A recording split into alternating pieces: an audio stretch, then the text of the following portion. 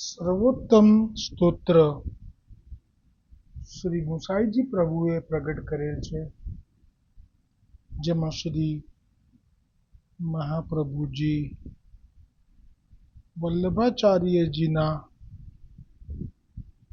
108 નામ પ્રગટ કરેલ છે. તે સર્વોત્તમ સ્તોત્રમાં શ્રી ગુસાઈજીએ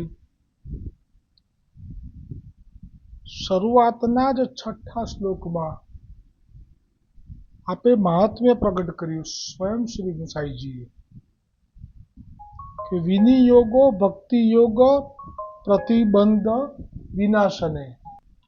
વિનિયોગો ભક્તિયોગ પ્રતિબંધ વિનાશને એટલે કે જે કોઈ પણ વૈષ્ણવ સર્વોત્તમ સ્તોત્રનો પાઠ કરશે તેને જે કોઈ પણ પ્રતિબંધ હશે ભારેમાં ભારે, તો તેનો આ સર્વોત્તમ સ્તોત્રનો પાઠ કરવાથી વિનાશ થઈ જશે.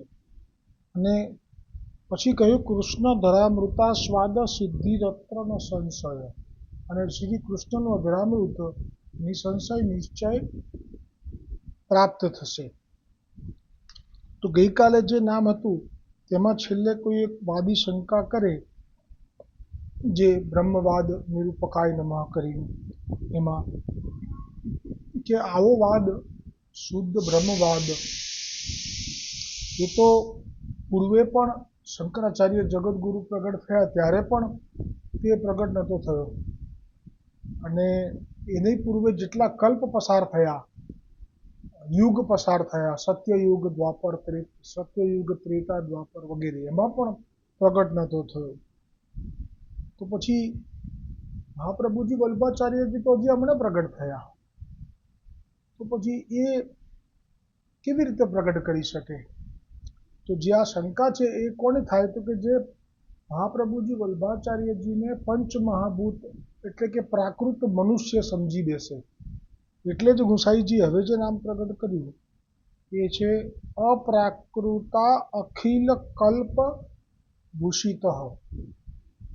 હવે આ જે નામ છે એનો બ્રજ ભાષામાં ટીકાનું વર્ણન કરતા શ્રી ગોકુલનાથજી કહે છે કે યાકો अर्थ अब कहत है, जो श्री महाप्रभु जी वल्लभाचार्य जी कैसे हैं, जो अलौकिक जो आभूषण है, तीन आभूषण करी श्री आचार्य जी महाप्रभु के श्री अंग आभूषित है. એટલે શ્રી મહાપ્રભુજીના જે આભૂષણ છે એ અલૌકિક જે આભૂષણ છે એનું વર્ણન શ્રી ગુસાઈજીની કૃપા પ્રેરણાથી હવે ગોકુલનાથજી કરી રહ્યા છે. કે મહાપ્રભુજી વલ્લભાચાર્યજીના શ્રીઅંગ ઉપર તો ધોતી ઉપરનો જ છે, અને તુલસીની કંઠી, હાથમાં ગૌમુખી અને કપાળે તિલક. તો આ જે આભૂષણ છે એ કયા?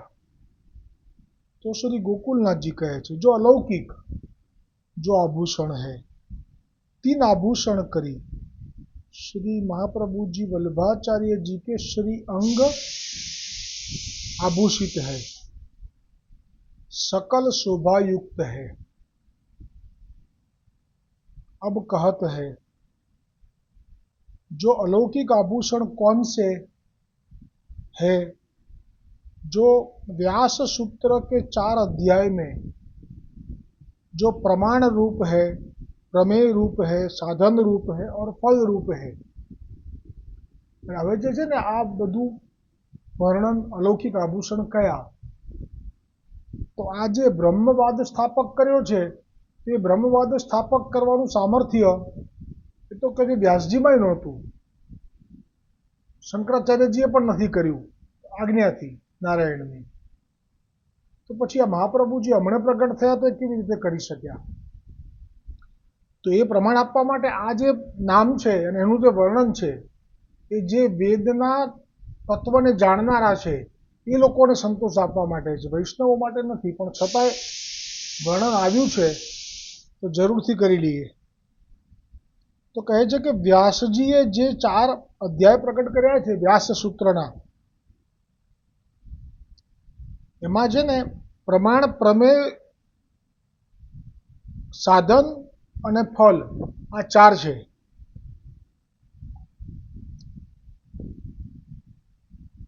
એમાં જે ચોથો અધ્યાય છે ફળરૂપ, તેમાં જે ભગવત ભાવ અલૌકિક છે એટલે કે સાર છે બધો, કે જે દેખાય નહીં પણ ભગવત ભાવ એટલે કે મૂળ રસ કીધો છે પ્રભુ પ્રાપ્તિનો.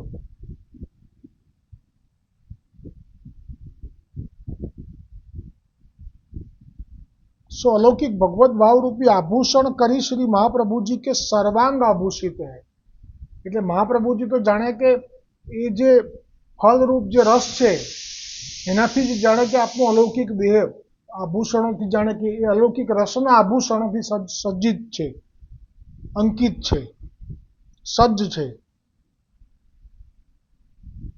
આભૂષિત છે.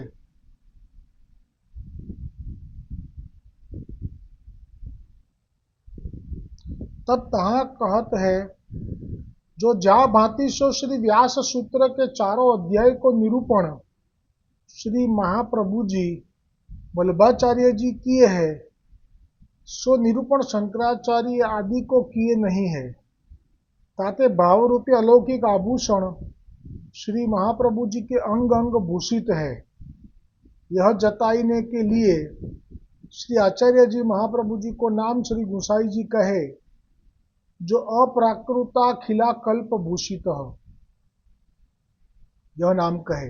कहा कोई आशंका करे जो ऐसे अलौकिक आभूषण करी श्री महाप्रभु जी वल्लभाचार्य जी के सर्व अंग आभूषित शोभायुक्त है, तो पुष्टि मार्गीय भक्तन को कैसे जानी पड़े.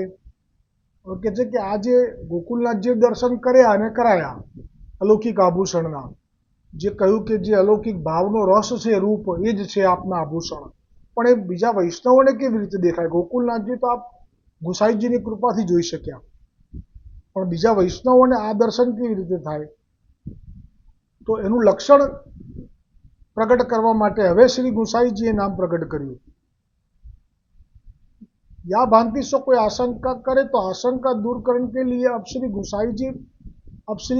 गुसाई जी महाप्रभु जी वल्लभाचार्य जी को नाम कहे हैं सहज स्मित.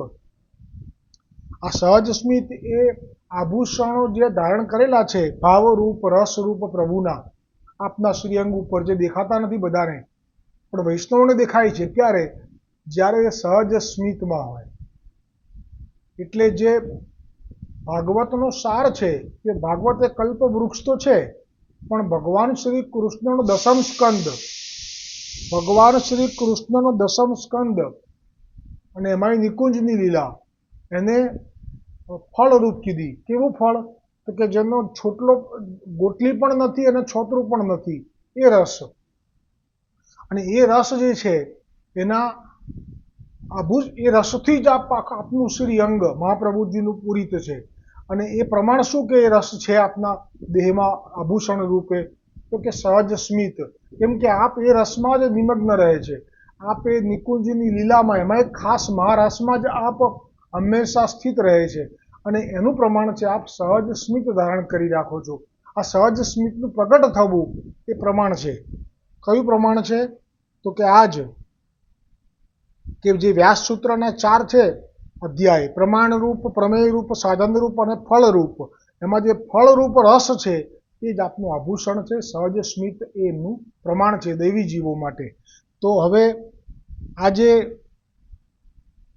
સહજ સ્મિત નામ ઉપર ટીકા, જે 104મું નામ છે, આ 104માં નામ સહજ સ્મિત નામ ઉપર ટીકા ગોકુલનાથજી રચિત, તે આવતીકાલે આવશે. बोलो श्री वल्लभाधीश की जय हो, श्री गुसाई जी परम दयाल की जय हो, श्री गोकुलनाथ की जय हो, सर्वोत्तम स्तोत्र की जय हो.